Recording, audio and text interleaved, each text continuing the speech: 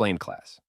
You spent 3 months in a locked containment cell while 17 researchers in hazmat suits took notes about your anomalous properties, and then someone finally figured out you're just a rock, like a normal rock. So yeah, the results are rock solid, and now you're free to go. Explained class objects are SCPs that used to be classified as anomalies but turned out to have perfectly normal scientific explanations. Maybe they were misidentified. Maybe the Foundation's instruments were broken. Maybe a D class was just very confused. Either way, you're no longer an anomaly. You're just embarrassing evidence that the Foundation occasionally gets things completely wrong. A typical day as an explained SCP means sitting in a storage room collecting dust while researchers quietly delete their test logs. SCP-1548, a star that seemed to communicate with the Foundation, is a famous example of something that went from terrifying cosmic anomaly to a very thorough debunking. Some objects remain partially studied out of caution, because even after explanation, the Foundation hates admitting mistakes officially. But the real humiliation? Your file still exists. You still have an SCP number. You're just filed under the section nobody wants to talk about at staff meetings, right next to the report about the agent who spent 6 weeks studying a plastic lawn chair.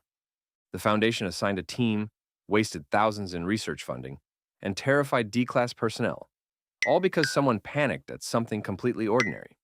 You're not dangerous. You're not special. You're just proof that even the world's most secretive organization sometimes gets spooked by absolutely nothing. Containment difficulty? 0%. Looks like it was never necessary. Safe class. You're locked in a box, the researchers went home for the weekend, and honestly, nothing bad is going to happen. You're fine. Everything's fine. The Foundation barely thinks about you anymore, which is either very reassuring or deeply insulting depending on how you look at it. Safe class SCPs are anomalies that the Foundation understands well enough to contain without losing sleep over. That doesn't mean you're harmless. It just means you're predictable. You only do your weird thing when someone actively triggers you. Left alone, you sit quietly and behave yourself like a model prisoner who's given up on escape attempts. Take SCP-999, the small, orange, blob-shaped creature that loves hugs and makes everyone around it feel genuinely happy. It's very safe class. Researchers adore it. And D-Class actually volunteer to interact with it. Its typical day involves rolling around its containment cell, eating candy, and enthusiastically greeting anyone who walks through the door. It is, by all accounts, the best job in the Foundation.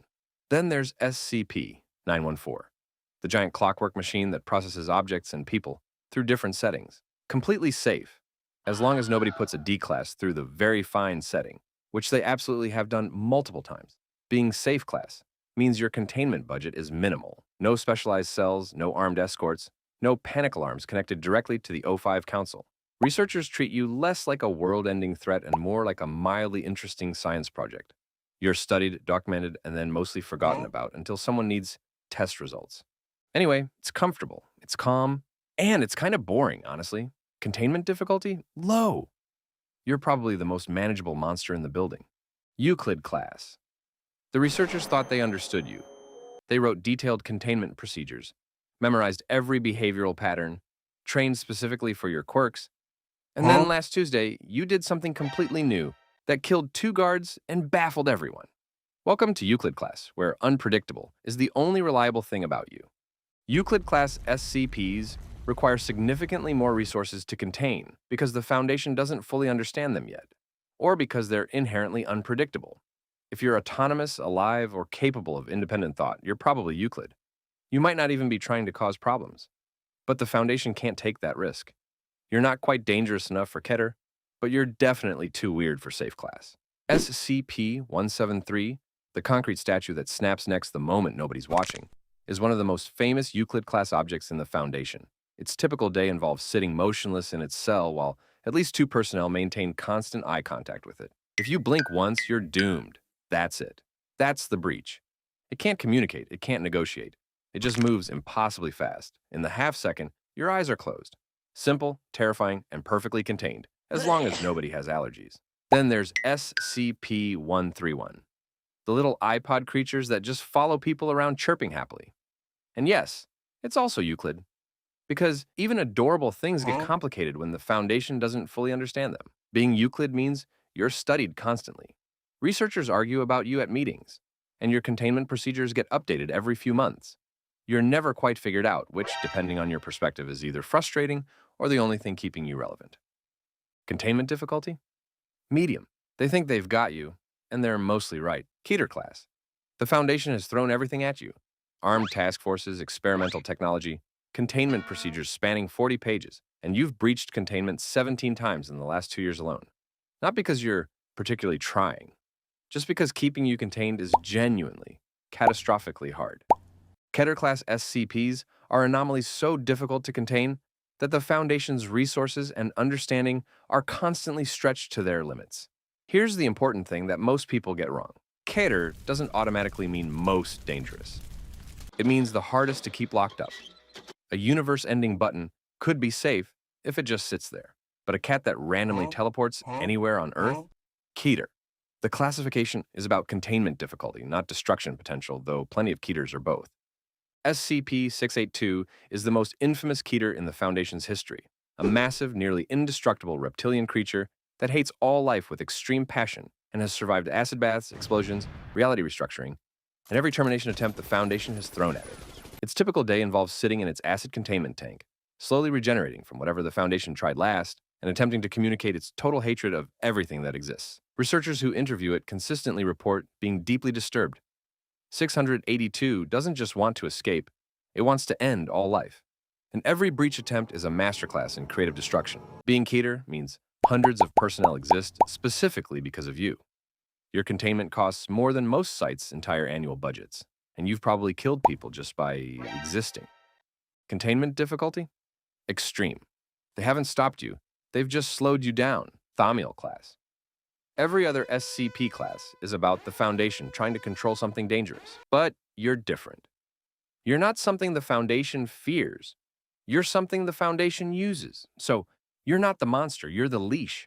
Thaumiel class SCPs are anomalies the Foundation specifically deploys to contain other SCPs or address catastrophic threats.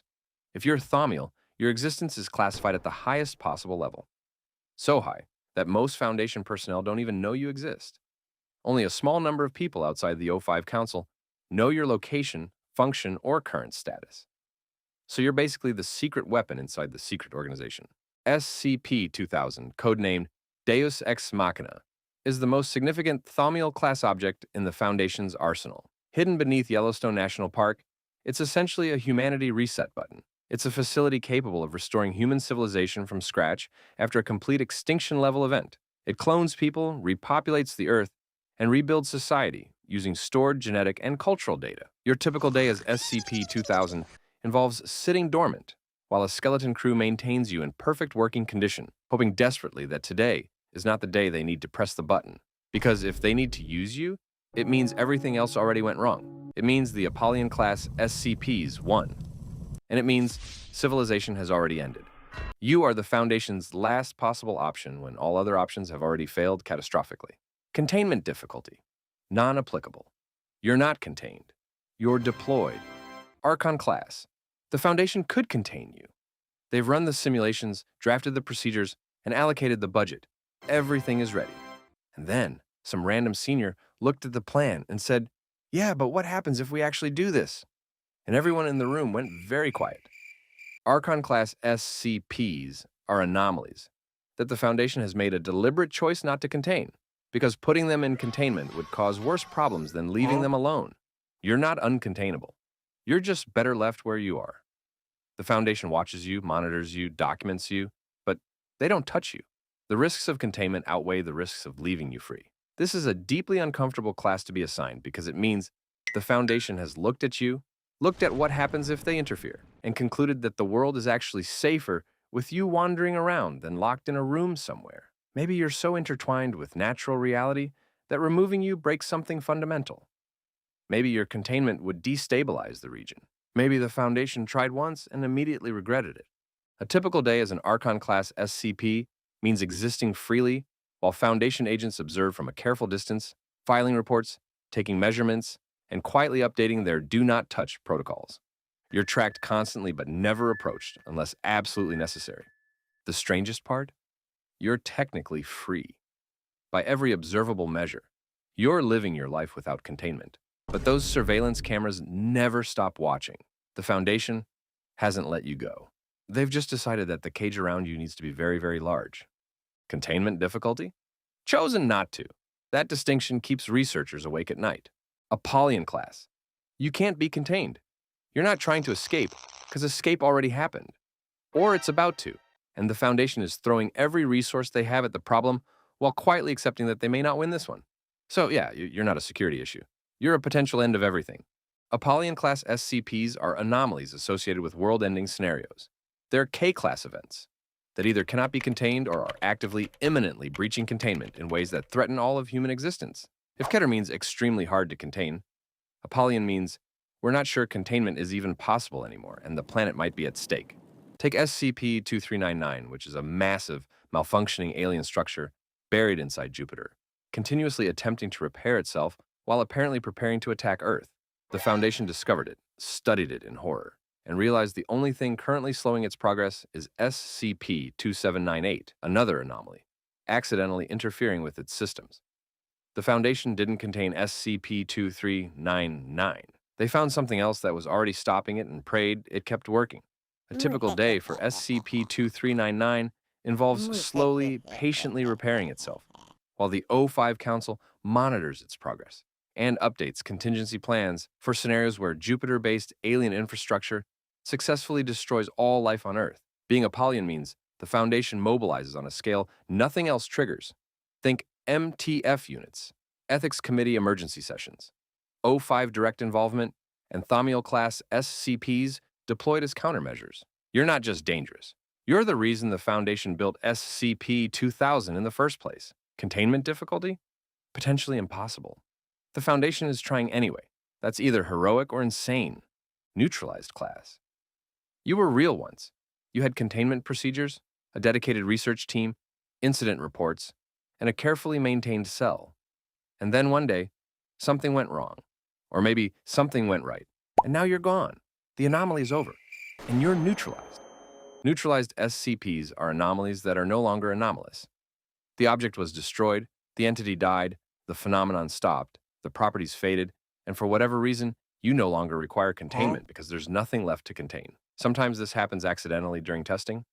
Sometimes it's a containment failure that ends differently than expected. Sometimes researchers find the off switch. Sometimes the SCP simply ceases to exist without explanation. The Foundation files the paperwork, updates the database, and moves your containment cell to something new. Your number stays assigned because SCP numbers don't get recycled. But your file gets marked neutralized and sent to archives. Researchers who worked on you write final reports. The D-class who survived your tests get reassigned, and the guards who stood outside your door find new posts. Life at the Foundation continues with barely a pause. Some neutralizations are celebrated.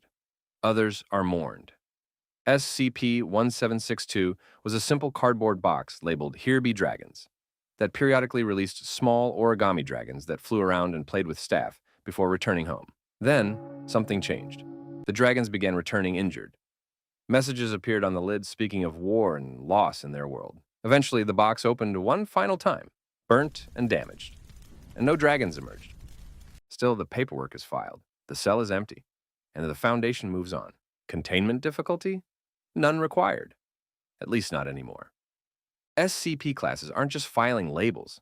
They're a scale of how badly reality can misbehave, from the mundane to the world-ending.